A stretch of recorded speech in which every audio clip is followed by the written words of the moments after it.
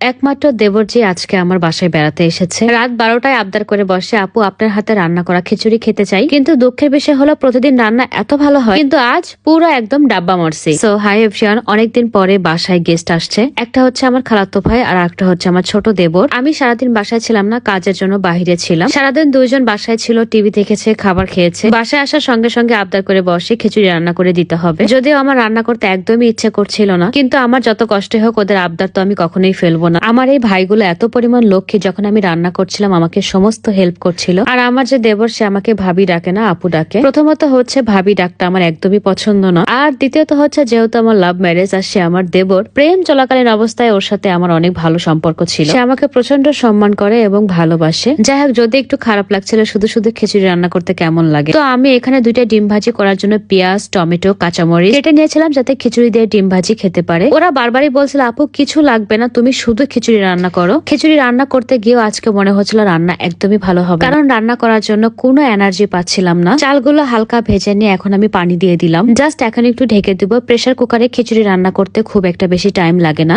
আর একটা কথা আমি অনেকবার বলেছি, প্রেসার কুকারের খিচুড়ি খেতে অনেক মজা লাগে। ডিম ভাজার আগে আমি প্রথমে একটু চা খেয়ে নিব। আপনারা অলরেডি অনেকেই জানেন যে আমি ওজন কমানোর জন্য অর্গানিক স্লিমিং টি এইটা পান করি। এই 1 কাপ চা ভাই আমার সারাদিনের ক্লান্তি দূর করার পাশাপাশি আমার ওজন কমায়, প্লাস আমার শরীরে এক্সট্রা কোনো ফ্যাট হয় না। যেহেতু আমি অনেক বেশি ব্যস্ত থাকি, আমার জিম বা ব্যায়াম করার কোনো সময় হয় না, সো আমার জন্য ইউনিক কালেকশনের অর্গানিক স্লিমিং টি এইটা অলওয়েজ বেস্ট। এটা ছেলে মেয়ে উভয়ে আপনারা পান করতে পারবেন। ডায়াবেটিক্স, থাইরয়েড যাদের আছে তারাও রেগুলার পান করলে ওজন কমবে। শুধুমাত্র যেসব আপুরা প্রেগনেন্সিতে আছে তারা বাদে বাকি সবাই পান করতে পারবে। প্রেগনেন্ট আপুরা আবার বাচ্চা হওয়ার 1 মাস পর থেকে রেগুলার খেতে পারবে। সো আপনারা যারা ওজন কমানোর জন্য পারফেক্ট একটা স্লিমিং টি খুঁজে বেড়াচ্ছে, তারা ইউনিক কালেকশন থেকে নিয়ে নিবেন। ইউনিক কালেকশনের পেজ নেম আমার ক্যাপশনে মেনশন দেওয়া আছে। খিচুড়ি রান্না করা অলরেডি হয়ে গেছে, এখন আমি তাড়াতাড়ি করে ডিমটা ভেজে নিব। আমি অনেক বেশি ক্ষুধার্ত, কারণ বাইরে থেকে আসছি, আমি এখন পর্যন্ত ফ্রেশ হতে পারিনি। যারা আমাকে বলেন যে আমি মেকআপ করে কেন রান্না করি, এটাই হচ্ছে রিজন। বাইরে থেকে এসে আগে আমি রান্না করি, দেন ফ্রেশ হই, তারপরে খাওয়া দাওয়া করি। সত্যি কথা বলতে